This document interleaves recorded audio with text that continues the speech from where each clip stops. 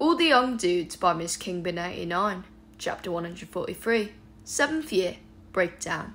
If I see my little jittery, I can't restrain myself. I'm falling into fancy practice, can't contain myself. I'm gonna break down. I'm gonna break it down, yes. I'm gonna break down. I'm gonna break it down, yes. Friday, 24th March 1978, 3 o'clock AM. Remus rolled over again. He couldn't sleep. It was too hot with the duvet on, too cold if he pushed it off. His legs kept getting all tangled up in the bed sheets, his pillow had lumps in it, and somewhere in Gryffindor Tower a tap was dripping, which was driving him insane.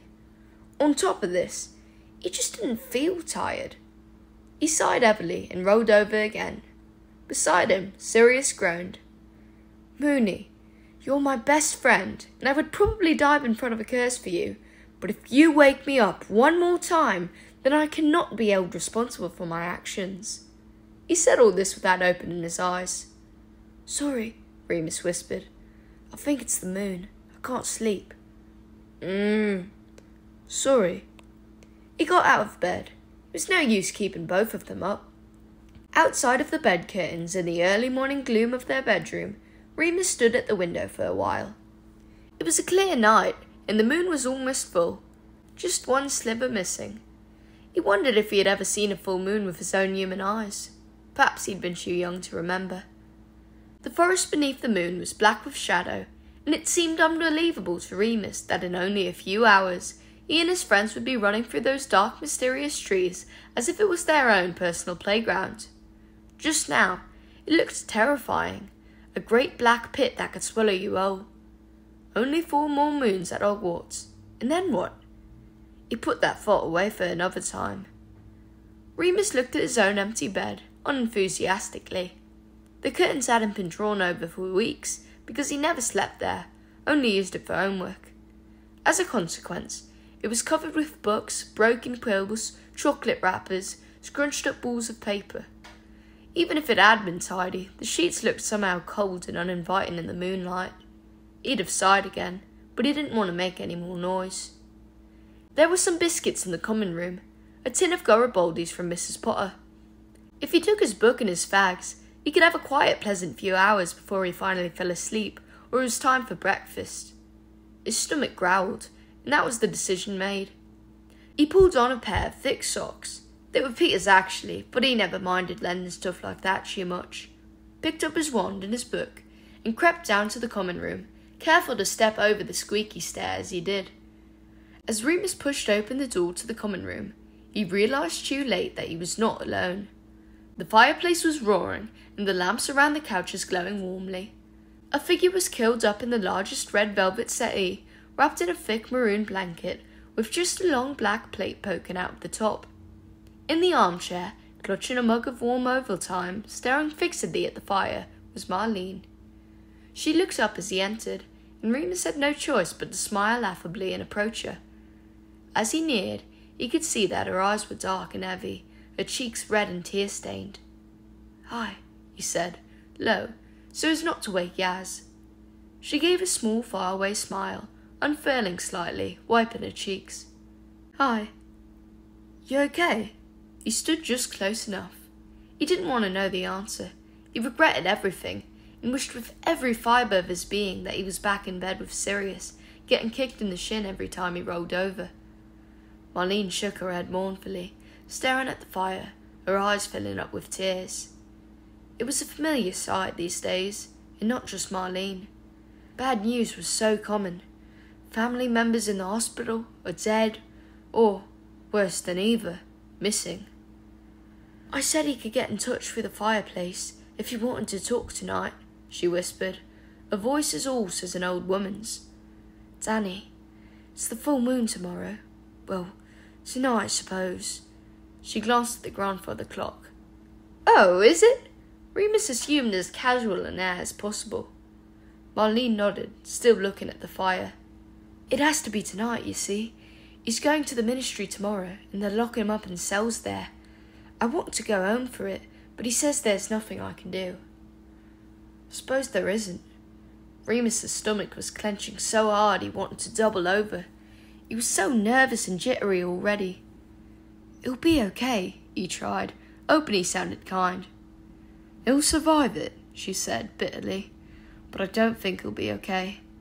It takes a bit of you away every time. I've seen them at St. Mungo's, and he told me how it feels. Why? I asked, she shrugged. Madam Pomfrey says I have a curious mind. That's why I'll be a good healer.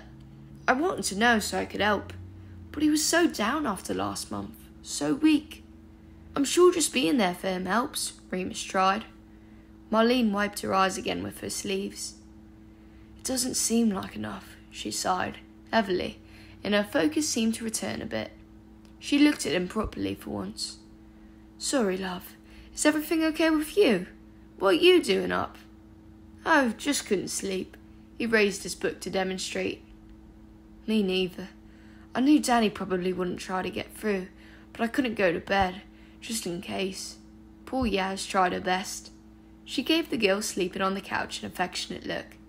She's too good for me by half. Personally, I don't think anyone's good enough for you, Remus said, though it wasn't him speaking, not really. They were Sirius's words. He'd noticed himself sounding more and more like Sirius, and found he didn't mind it. Anyway, it made Marlene smile again. Lovely boy, she said softly. Sit down, eh? You're making me nervous hovering like that. He sat awkwardly on the sofa opposite Yaz. Marlene sat up, stretching, as though her back hurt. As she unfolded her legs, from underneath her a quill fell onto the floor. Oops, she leaned over to pick it up. I was going to try and write him a letter, but I don't know what to say. She pulled the blank parchment out from the side of an armchair cushion. Remus sat stiffly with his book on his lap. Is it really a cell they put him in? At the ministry? He asked, unable to contain his grim curiosity. She stood up to stretch more and nodded. Yeah, Mum said. He wouldn't tell me about it, which means it must be bad. Mum said it's better I don't know too much. Remus kept his mouth shut, not trusting himself. Marlene tilted her head sympathetically. I'm so sorry, Remus, I didn't even think. I feel awful whining to you about this, given your situation. What? He stared up at her, his heart skipping a beat. With your mum being in the hospital, Marlene replied, yawning, setting down the quill and parchment on the coffee table between them. No wonder you can't sleep either. Oh, yeah. He willed himself to calm down. Yeah. It's okay, though. I understand. Can I sit with you for a bit? You can read your book. I won't bother you, she asked, biting her lip. I just don't want to be the only one awake. Yeah, of course. To his surprise, she didn't sit back down, but came over to join him on the couch. She settled in, making herself comfortable, pulling a blanket up to her chin. He pretended to do the same, opening his book and leaning casually against the arm of the chair. Revision? She asked, resting her cheek on his shoulder. What else? He replied. Advanced arithmancy. Oh, Remus, she yawned again, her voice thick. How fascinating. She relaxed a bit and rested a hand on his knee. He gave it a quick squeeze for comfort. You know me, he said softly, joining in her sarcasm. I live dangerously. She gave a quiet chuckle, her eyes closing. He read and felt her heartbeat steady, her breathing even out, and in only a few minutes she was fast asleep, a dead weight curled up against him. He didn't mind. It was quite nice. Remus stopped reading after Marlene had fallen asleep. He gently closed his book and just sat wondering for a while. He could smell the salt of her tears drying on her skin and the anxiety in her blood. And he couldn't get Danny out of his mind in an imagined Ministry of Magic cell, probably underground, probably bare and dark and cold. The pain would be a real shock if he'd never experienced it before, Remus thought. He could well imagine that the second full moon would feel even worse, because he'd know what was coming. No wonder Danny didn't want to talk about it. If what Marlene said was true, then her brother had no one else to ask about it. No one to tell him that if you tried to fight the transformation, if you tried to brace yourself against it, then it only hurt more. That Murtlap essence was best for the initial cuts, but if you used Muggle disinfectant chew, then the skin knit back together neater. Then there were the things that Remus wasn't sure if anyone knew, about the scent of magic or how you could rule from it, how it made you stronger as long as you could channel it right, how being a werewolf meant lots of things, not all of them were awful. No closer to sleep, Remus reached for the blank bit of parchment and began to write.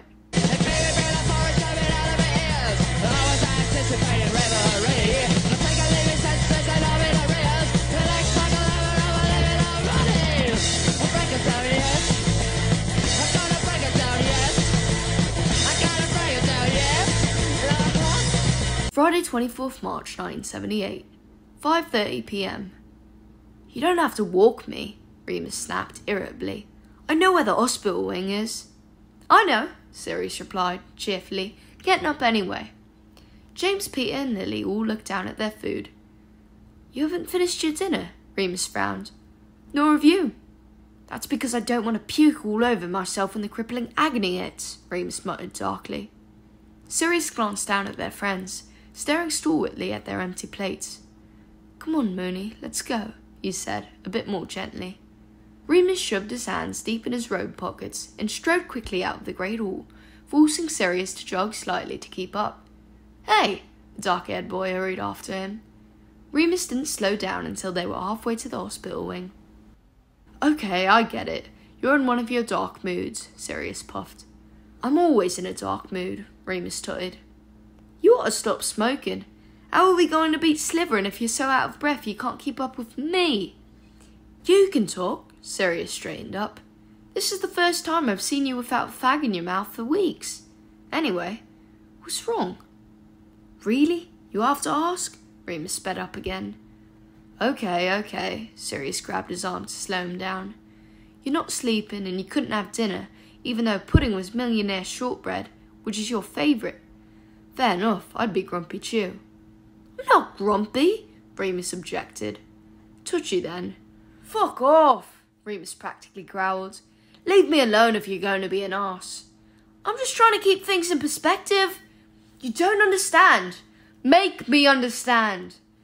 They were nearest the hospital wing now, and everyone was at dinner, so the corridor was empty, which was lucky, because Remus didn't check before he lost his rage. Make you understand? He raved. Fucking hell. Okay, go on then. Understand that I'm climbing the bloody walls with worrying and stressing and it's Newt and the bloody moon and my fucking mother crying because I can't see her tomorrow because my fucking dad couldn't control his fucking temper and now I'm... And Marlene crying over her brother, which wasn't even my fucking fault, but it bloody well feels like it. And school's nearly finished, and there's a war on, and a Quidditch match, and a big prank, and my hip hurts, and I'm just tired. And I really, really wanted pudding. He felt foolish once it was over, but a bit better too. Like there had been a balloon inflating in his chest all this time, and it finally popped, giving him space to breathe again. He stood there, glowering at Sirius, waiting for a reaction. My goodness, the portrait across from them said. She was a very stern-looking witch, seated in an high-backed wooden chair. I've never heard such disgusting language. Oh, piss off, you daft old trollop, Sirius shot at her, in a very good imitation of Remus. He looked at Remus again, and his face cracked into a smile. You want to sit down for a bit? I think that's the most you've ever said in one go. Remus exhaled and smiled weakly back. Sorry. For what? Come on, Madame Pomfrey will be having kittens. They carried on their way and the air was cleared and nothing seemed quite so grim. Still, Remus hated Sirius having to go, knowing that the next time they'd see each other, neither of them would be quite themselves. So the way I see it, Sirius said, still cheerful after all that, if I run back to the hall as fast as I can, I could get the last of the millionaire shortbread and wrap it up for you to have for breakfast. Anything else I can do to help? You're such a wanker sometimes. Yup. Actually, there is something. Anything. Could you post this for me? Remus handed him a sealed envelope. Sirius took it, looking down with a frown. Are you sure? No, but it's the right thing to do. Okay, I'll do it right now. Thank you. Anything for our moon. Remus shut him up with a kiss. Makes me sick, it takes away my concentration. It's just a hassle traveling, it gave me frustration. gonna break down. I'm gonna break it down, yes. I'm gonna break down. I'm gonna break it down, yes.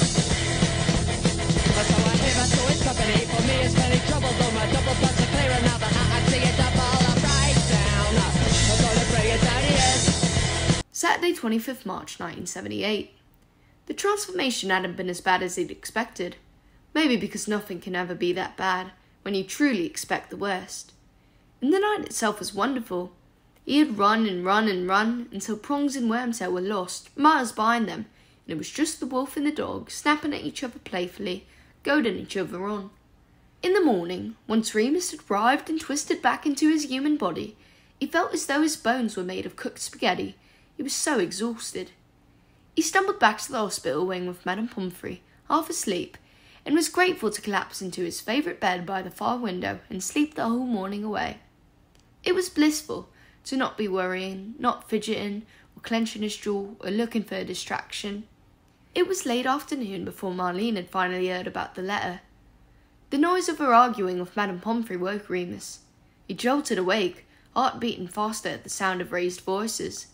The first thing he saw was Sirius, fast asleep in the chair next to him, arms folded across his chest, head lolling, feet propped up on the edge of the hospital bed frame. There was a plate of at least 20 millionaire shortcakes on their bedside table. Sirius's eyes snapped open a few seconds after Remus, and he blinked, surprised, and frowned. "Is that McKinnon?" "Let me see him, Poppy! Miss McKinnon, I absolutely will not have this! I know he's here! I shall call Professor McGonagall! Remus! Remus Lupin!" "I'm here, Marlene." Remus began to get out of bed, ready to face the music. If it was all over, he'd still made it 7 years. He was still legally allowed to perform magic, even if he did get exposed. "It's okay, Madame Pomfrey," he called, as Marlene came clattering across the ward, yanking back the screen which hid him. "Is it true?"